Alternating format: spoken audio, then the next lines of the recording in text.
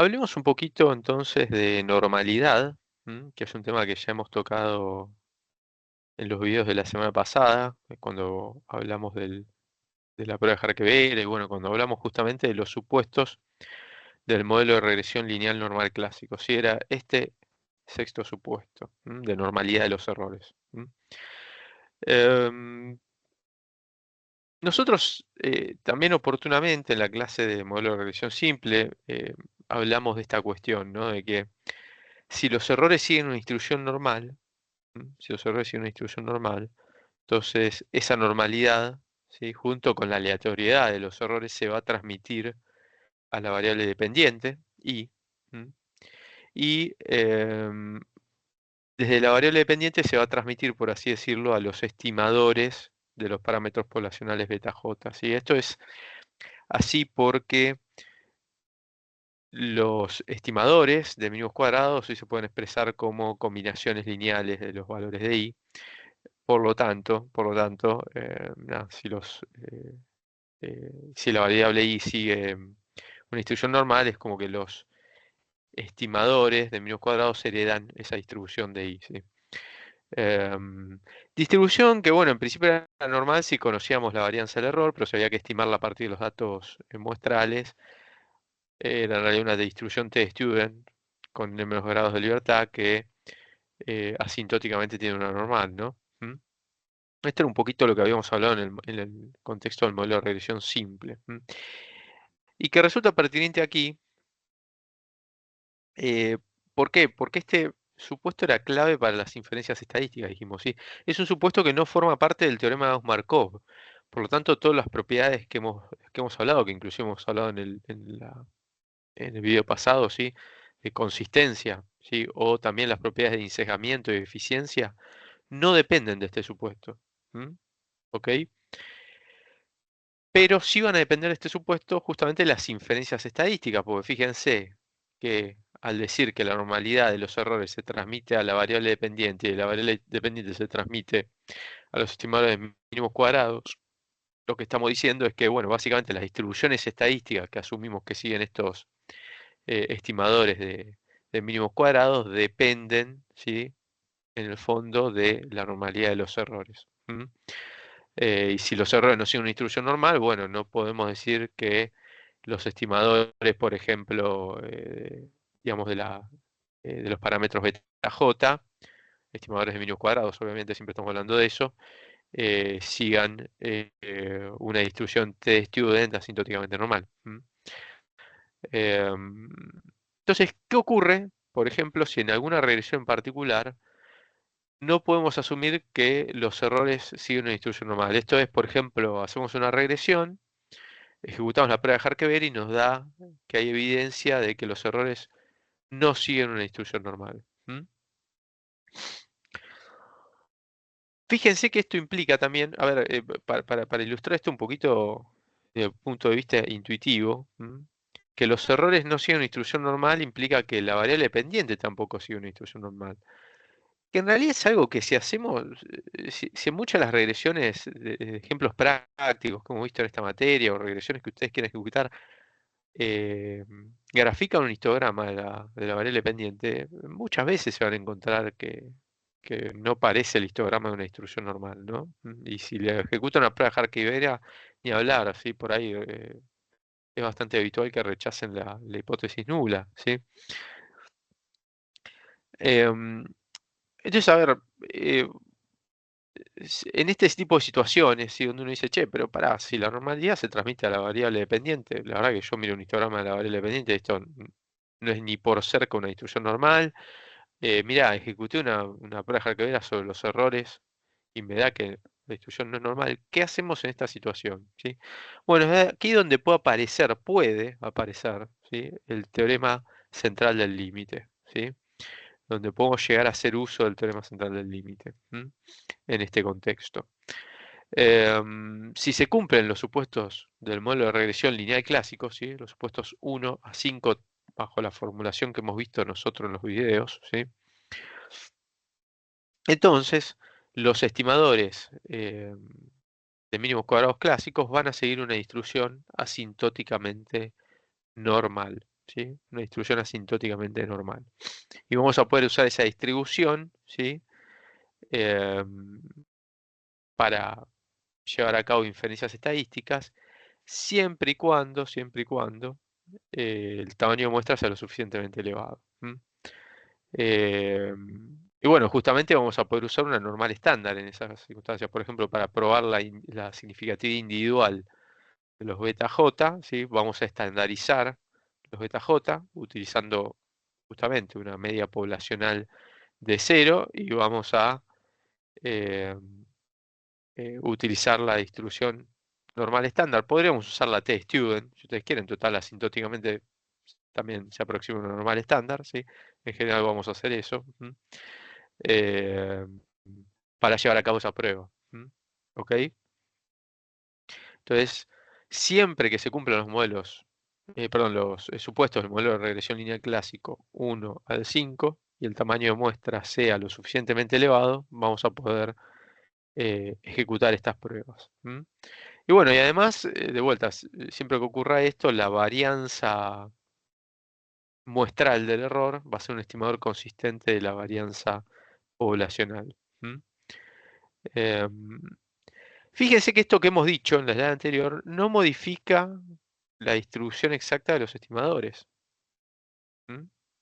No modifica la distribución exacta. O sea, yo no estoy diciendo, bueno, ahora los estimadores siguen una distribución exactamente normal. No, no, no. ¿Sí? Estoy diciendo que asintóticamente sigue una distribución normal. ¿Sí? Va a ser una distribución exacta normal si yo conozco la varianza poblacional del error y será eventualmente t de student si la tengo que estimar, ¿sí? Con ese estimador consistente de la varianza poblacional del error, que es la varianza muestral del error. ¿Sí? ¿Ok?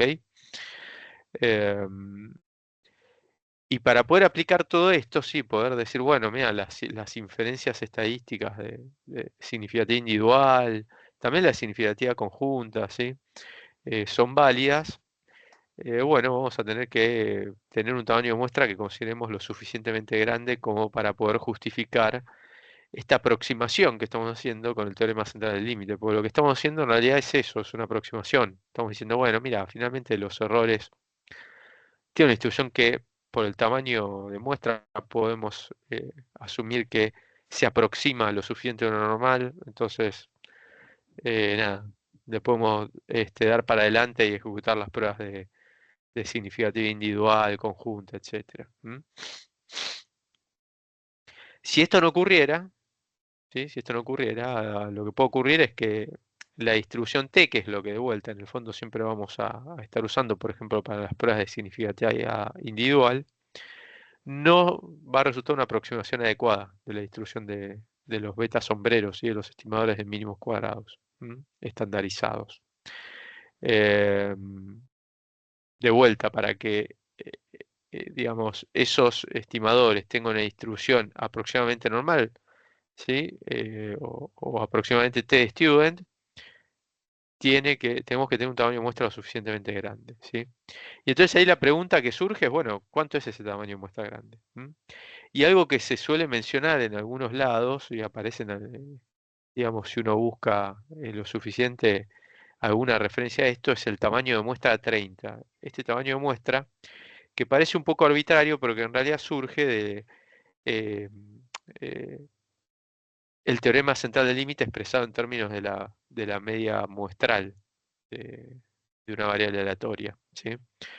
De hecho, lo vimos en algún video anterior que más o menos, al menos con una determinada semilla aleatoria, eh, la media muestral empezaba a converger o la distribución, perdón, de la media muestral empezaba a converger a una normal a partir del tamaño de muestra 30, ¿sí? Bueno, de ahí surge este 30, ¿no? De ahí.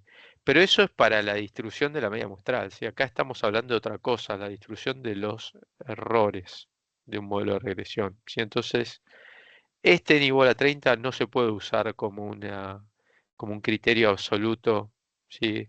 De convergencia a una normal, ¿sí? O sea, no puedo decir, bueno, si tengo un tamaño de muestra mayor a 30, ya está, ¿sí?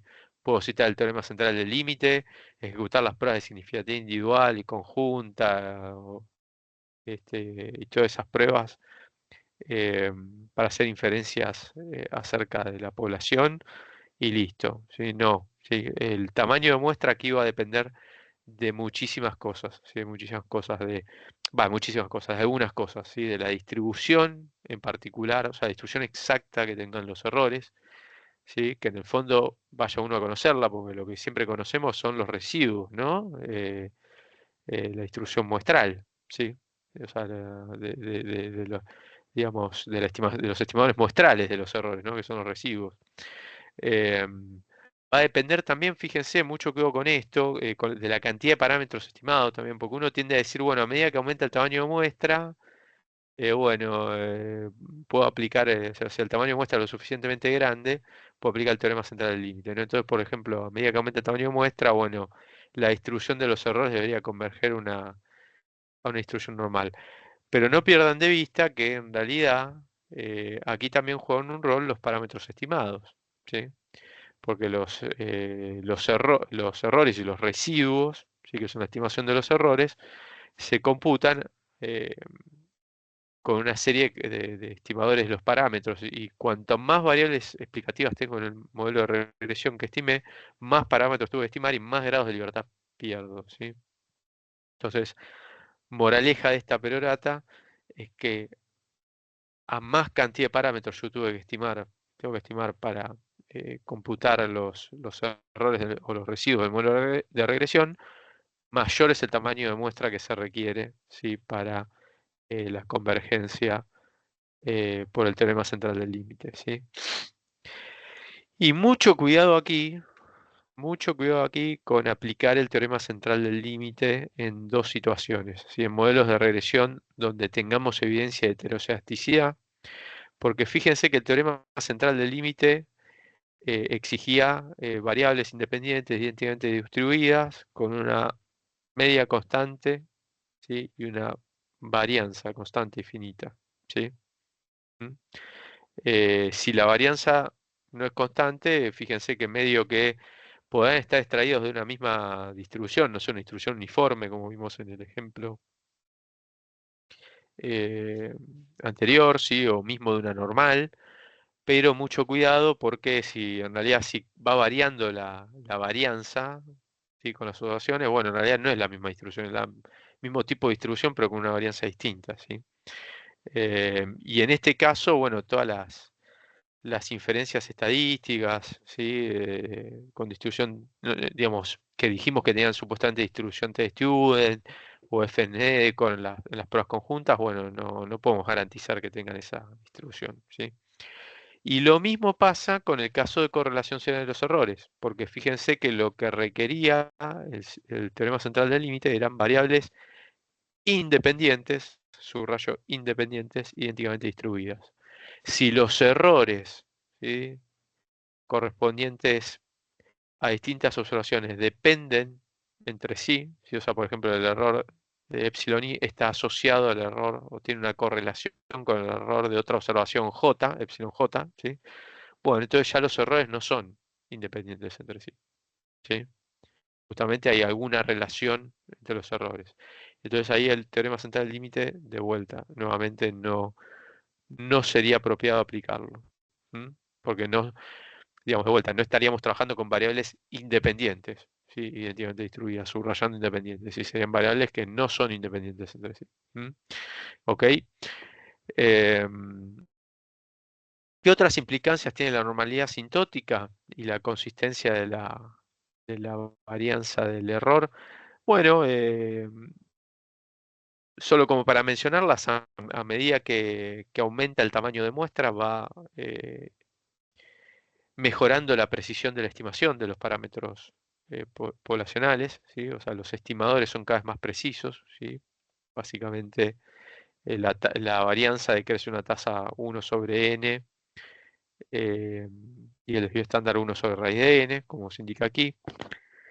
Y obviamente todo lo que hemos comentado, que yo en parte, bueno, lo he ido diciendo, sí, pero lo resaltamos aquí, eh, también vale para las pruebas con distribución FNECOR, ¿sí? Esas pruebas conjuntas de las que hemos hablado, la de significatividad global de todas las variables del módulo de regresión y las pruebas, por ejemplo, de variables omitidas, de las que hemos hablado la semana pasada, ¿sí?